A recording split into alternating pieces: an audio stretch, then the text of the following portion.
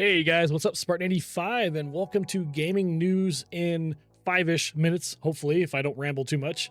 For the week of August 14th, GTA 6 is coming to Netflix. Hogwarts 2 is officially happening. Amazon is getting out of the MMO business, and you can play the next Gears of War right now for free.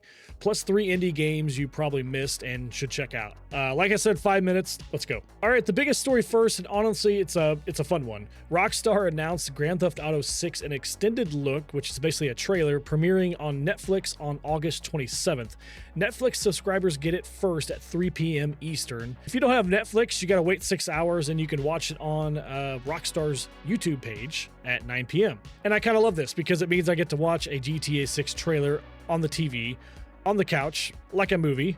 I'm going to make popcorn for a trailer. I think I've made my peace with that. Rockstar hasn't said what's in it, so everyone's assuming gameplay. And the game comes out November 19th, hopefully. Either way, circle August 27th if you want to watch the trailer. Good news if you want more Hogwarts. Hogwarts 2 Legacy is officially confirmed. And how did they announce it? Was it a big trailer? Showcase? Some magical reveal? Nope, it was a shareholder letter.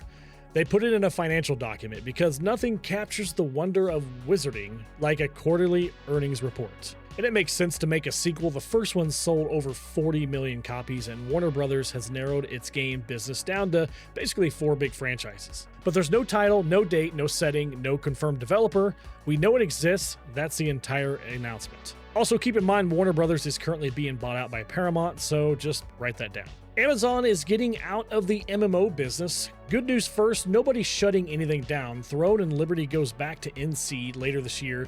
Lost Ark goes back to Smilegate in early 2027. Both games keep running and your account comes with you. So really, Amazon is just processing a return, which is probably the most Amazon way to leave a business, I guess. But that is the end of the road. New World stopped active development last October, and once those handoffs finish, Amazon isn't running a single MMO. And honestly, the launch has worked great. It's just keeping everyone around playing the game is what they couldn't, well, crack. All right, well, now we're going to circle back around to Netflix, and let me make sure I got this one right. The same week that they announced they're hosting probably the biggest game reveal ever, they're also closing one of their own game studios. Night School Studio, who made Oxenfree a long time ago, is shutting down, along with their Helldivers studio, Moonloot. And Night School released a horror game not really too long ago called Unhinged, well, 6 weeks ago. Netflix's own co-CEO went on an investor call and said the numbers were great for the game. And then 6 weeks later, I mean, that's just a little unhinged, isn't it? All right, let's do some quick hits. Oblivion Remastered hit Switch 2 on Monday, and that one makes me happy. The first time Oblivion's ever been on a Nintendo console, and the physical copy has the whole game on a cartridge. There's no download. And it actually runs well, locked in at 30 FPS, and it mostly holds its own. So now you can play Oblivion on the couch, in the bed, in the car, just passenger seat, please. And now here's all the PS5 and Xbox players saying, why does it run so good on the Switch? Why can't we get that optimization? Come on! All right, next up, the Gears of War E-Day open beta is live right now.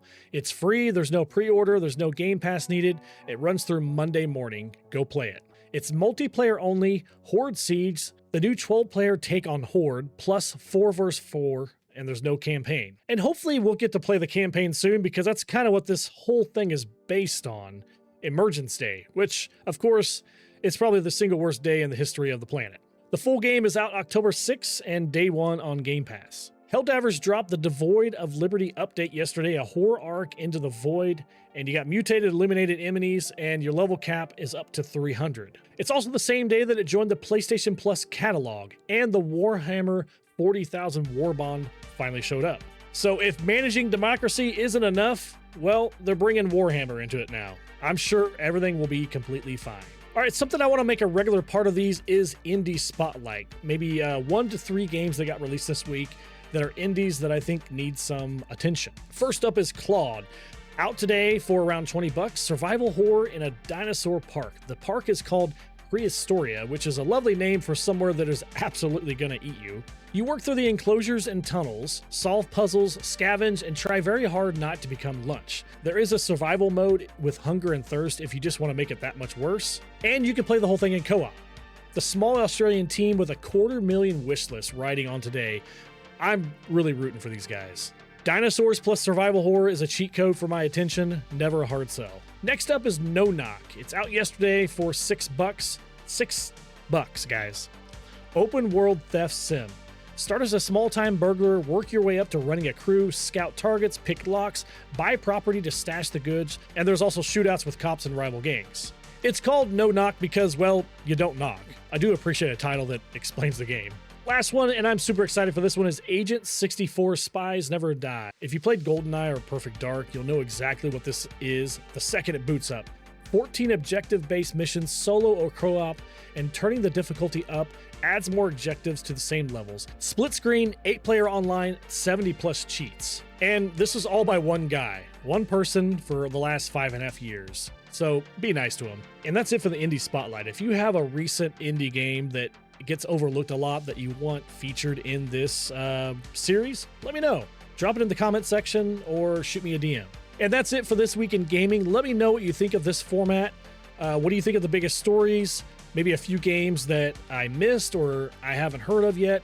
And then out of everything today, what are you most looking forward to? Are you looking at the extended look for GTA 6, Hogwarts, or some of these smaller indie titles? Let me know what you think in the comments, and I'll see you guys next week. See ya.